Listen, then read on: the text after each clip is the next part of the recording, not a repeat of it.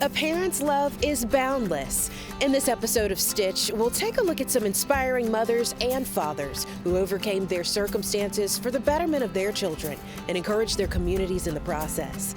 Thanks for joining us. I'm Destiny Chance. Our first stories are about the strength of mothers and how they inspire. In New Orleans, a former teen mom defeats the odds and becomes a principal at her former high school. WDSU's Ariel Brumfield has the story.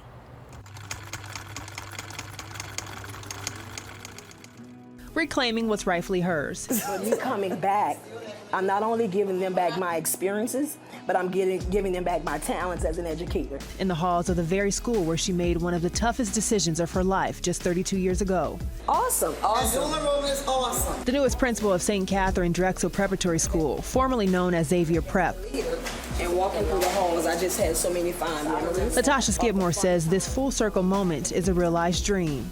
32 years ago, in these halls as a 12th grade student, I became pregnant with my daughter, oldest daughter. She's now 32, and it was a all-girl Catholic private school, and there are rules and regulations. The burden was on me to, if I returned to school as a teen mother, I could not discuss that I had a child. So there was other options to go through, which the archdiocese required, and so my family and I, we just discussed it and agreed that I would just withdraw my senior year. Withdrawing in the middle of her senior year, Skidmore says becoming a mother came with sacrifices like not graduating with her peers and no longer attending Spelman University, where she had a scholarship. Despite her circumstance, she says skipping college was never an option. My baby and I, we went on to college. I started at Dillard, got my bachelor's at Southern University of New Orleans. Skidmore became an educator at 22 years old. She went on to get 2 masters from Xavier University, her postmasters from Capella University, and she's just short of her doctorate. 32 years later and enjoying retirement, she says she wasn't expecting to answer the call about becoming principal, but the mission is bigger than herself. But my goal coming back here is so emotional, because this is where I started. So it's like full circle to me, and to come back here and to be an example for the young ladies.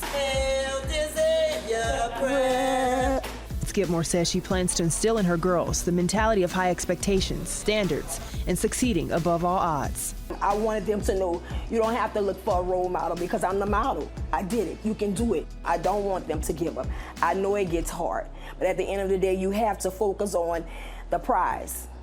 And I tell that to young ladies all the time. Keep your eyes on the prize.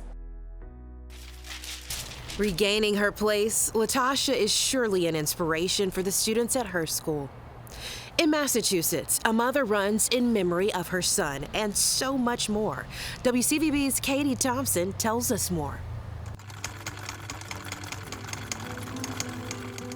He jumped into my arms, and I look at that picture and I have no idea how I held him after just completing 26.2 miles, and he was wiping my tears. Christine Suter recalls the moment her son Devin greeted her at the finish line of her first Boston Marathon. At the time, 6-year-old Devin was battling DIPG, a brain tumor that would take his life 5 months later. 6 years later, Christine is training for her 7th consecutive Boston Marathon.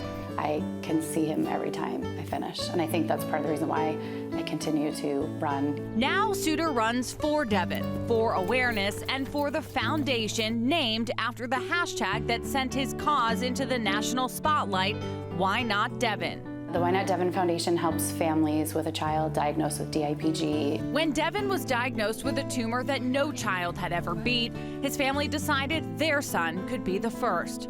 Ultimately, Devin's fight was mighty but short, and to this day, there is still not one survivor of DIPG.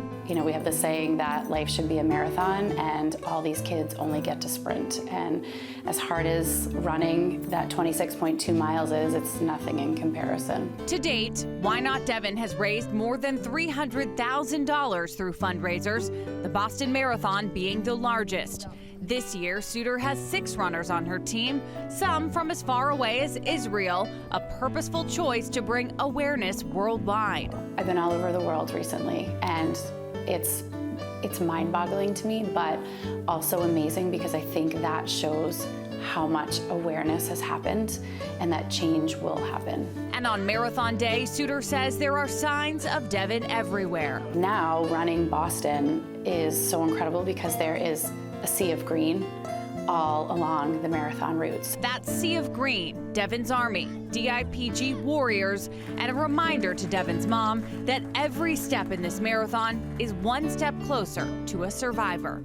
When I look at that picture, I'm like, I can do anything. If I could run that and then have him jump into my arms and hold him, it's my metaphor, that picture. We'll stay in Boston for our next story, where WCVB's Erica Tarantel introduces us to moms on a mission to help women and children in their community. Such a big need there. This Hopkinton mother never anticipated a plea for help years ago would lead to an operation of this scale. Volunteers packing menstrual products, serving some 15,000 women and girls each month. How many do you put in? It was 2016. Kate Sinetra Butler had just moved from Poland and was walking in Copley Square.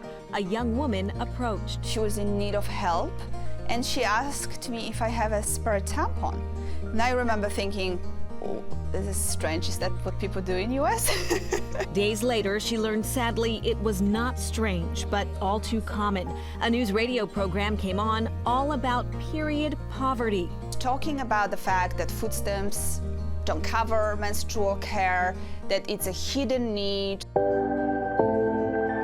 She was moved to start a collection in her garage and ultimately founded Dignity Matters. We collect actually more, but we distribute 3 million products through a network of local, over 170 nonprofits. Welcome. Wow. Come on in. Natick mom Catherine Malloy had a similar life-changing moment. During the pandemic, looking for a way to make a difference, she started Cocoa Tree Kids, which provides underwear to children ages 2 to 16. So I called around to some local organizations asking what they needed, and I kept hearing underwear is what they need for kids. A place to turn in Natick is a food pantry served by both Cocoa Tree Kids and Dignity Matters. They've seen a huge spike in the number of people struggling. Since the pandemic has started, it has been about a 63% increase. We have a backlog of requests. It is unacceptable for a child who's likely already experiencing traumas and challenges that many of us can't wrap our heads around to feel the lack of dignity and confidence without having underwear. Back at Dignity Matters, Kate agrees. She added underwear to the mission early on. Products like sanitary pads, of course, require it.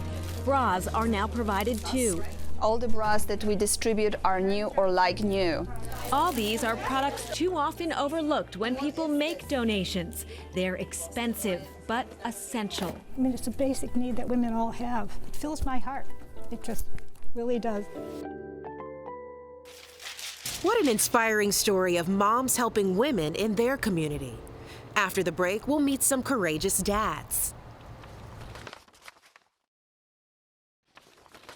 Welcome back. Our next stories focus on brave dads who set the bar for their children. In Boston, a father's love for his son inspired him to completely transform his life for the better. WCVB reporter Erica Tarantel with the story. From Roxbury originally, and I grew up with my grandmother around 14, 15. I started leaving school, took my first drink around 16. Mike Griswold is 51 years old. He's going on 16 years in recovery. But before that were decades of struggle. So I slept out here in the Commons, I slept under the bridge. For much of his younger life, he lived on the street, behind bars, or trying to get clean. December of 2005, reaching a breaking point. 85 pounds, literally. And I was deaf in a chair, basically getting rolled to a detox. An emotional time, not only because that's when detox finally stuck, but also because that's when Mike learned he was a father. At 90 days sober, he got a call from social services. So I go to the hospital and I got to hold him, and two ladies were there. They told me I'll never see him again. The doubt from others, but even more the love of his new son were motivation. So I did 5 errands a week I did more meetings. I did outpatient. Exceeding every expectation, fulfilling each requirement, a year and a half later, Mike was before a judge. And the worker that said I'll never see him again, she gave an outstanding report. I got full custody, and wow, that was when life showed up big time for me. Now Mike has devoted his life to showing up for others. I'm now a peer leader now at St. Francis, and I love it. Mike credits the St. Francis House in Boston with helping him get and stay on track through its Moving Ahead, or MAP program. I used to sleep in front of St. Francis, right on the floor there, and now I'm on the 5th floor giving back. The 5th floor is home to the St. Francis Recovery Support Center. Did he tell you? No, obviously. He got his keys. Darren Morgan is the member engagement coordinator. Mike just inspires people and encourages people and lets them know that they can do this. Being a single dad and the dedication that he has to his life and to his child is just amazing to me. As for that child, Mike's son, he's my world. He's 15 now. He's like in a size 10 sneaker. But I'm like his Superman to him, you know, and he texted me, have a good interview today, Dad. He just keeps me going. For sure, there is no stopping Mike. Besides working with men at St. Francis House, he also helps the Department of Children and Families, sharing his story to help others as part of their Fathers Speak program. What an incredible story. Mike's an amazing dad. Also in Massachusetts, when a dad's health is at risk, he makes a drastic change that will take him and his daughter to the finish line. WCVB's Erica Tarantel is back with the next story.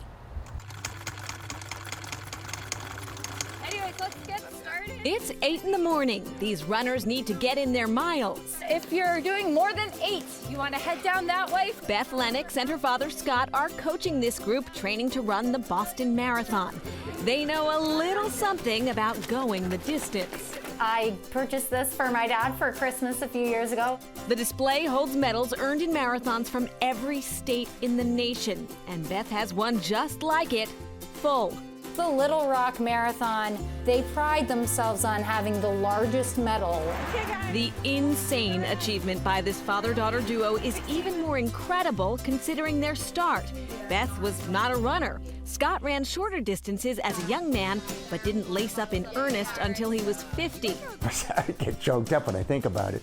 It was right at the time where I had actually put on a bunch of weight. And my doctor, he said, look, all your signs are going in the wrong direction. You have got to do something about it.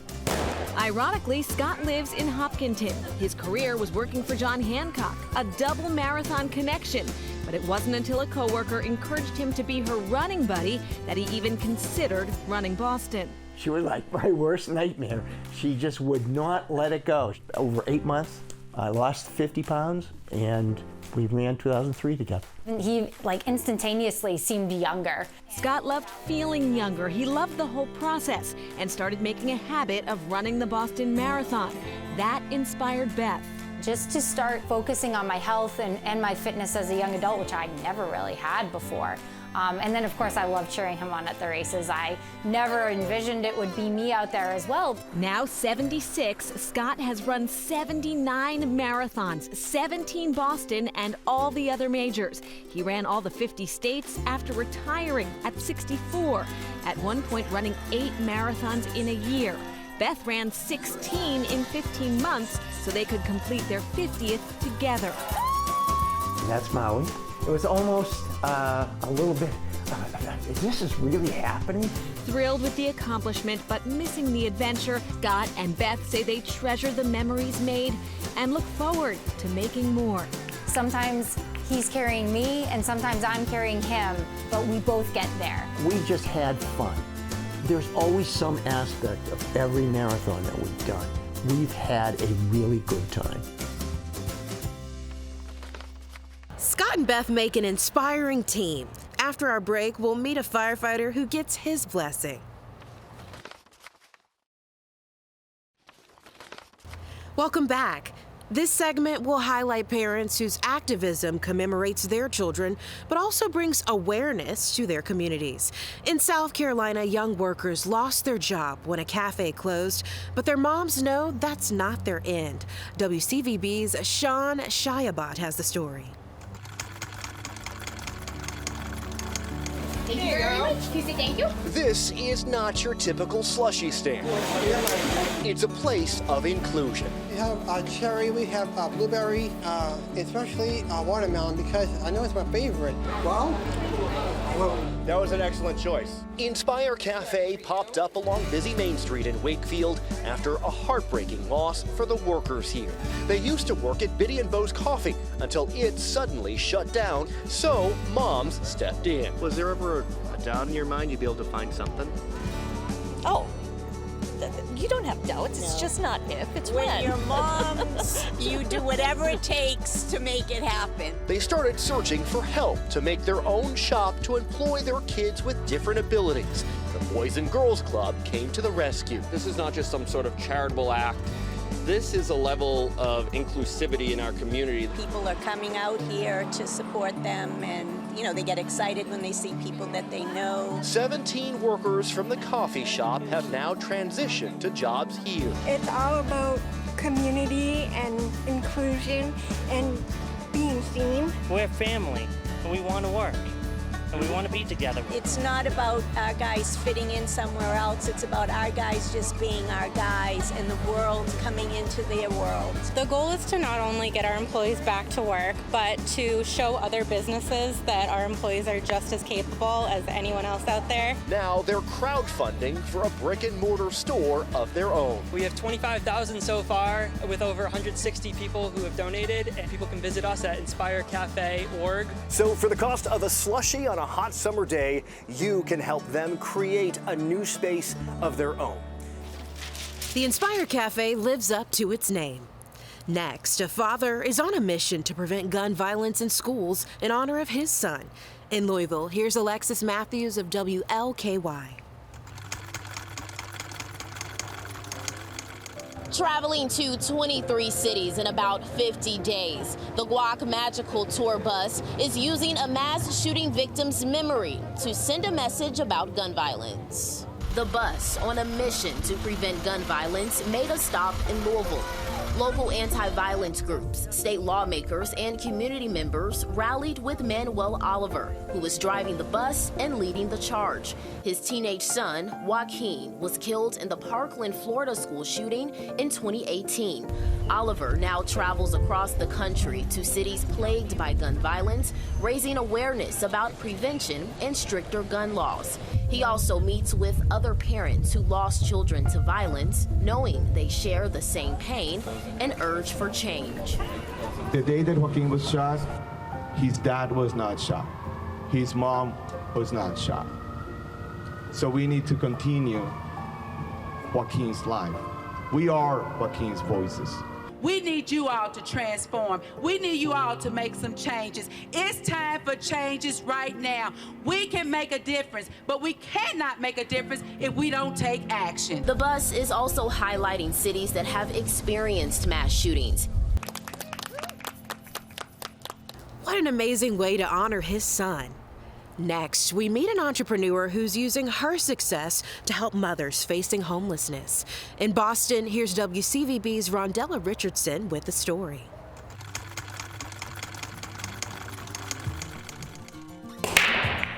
This family grateful for that big break when homeless. Shelly Mendez, now a busy mom, business owner, philanthropist, and women's advocate. I was getting evicted, and I was going into a shelter. The single mom of two in the early 2000s shows no embarrassment. 2 kids in daycare is like rent or mortgage. I worked at John Hancock. I was working as much as I can. I started working part-time in the cosmetology field. You couldn't ask for anything more. I was working 7 days a week, and it still wasn't enough to handle my rent, my kids' daycare, food, clothing. A Braintree home owner for the past 15 years, she also owns and operates 2 Salon Monet locations on Newberry Street. And this is my second home. Good afternoon, Salon Monet. For this hairdresser, roots matter. And I arranged a surprise, her first ever visit back to the Quincy Community Action Program. This is crazy to see this place again on a good note. This is the poverty-fighting nonprofit that gave her free housing when down and out. QCAP saved me and my kids. We serve over 31,000 people, and the cost of everything is the highest it's ever been. Housing, the number of people facing eviction is higher than ever. I feel like, women out there need me, and we need to help them. Thank you notes document how Mindy's now helps families out of homelessness and donates to help others just get ahead. In my 20 years of giving back, I want to say it has to be at least $500,000. I'm not here to save people. I'm here to set an example and show them how I saved myself and how they can save themselves. All I can say is just audit your life, eliminate negativity, just whatever is negative or weighing you down, just omit that from your life and then try it again. She doesn't have a motive. She really just wants you to do well. Makeup artist Janelle Akori. So would you say your business kind of blew up thanks to her? Absolutely. So it's all word of mouth. So because she's done so well at doing that, I don't even really have to promote myself. I feel like I still have a long way to go, and I'm still climbing, but I'm still lifting as I climb. And I love bringing women along with me as I climb. I mean, I wouldn't be the woman I am today without bringing on other women who are struggling. Wow, I love that. Lift as she climbs. Shelly's a great reminder how important it is to look back and help others. She's one of many parents in this episode who aren't just heroes in their home, but also in their communities. Thank you for watching Stitch, and we'll see you again soon.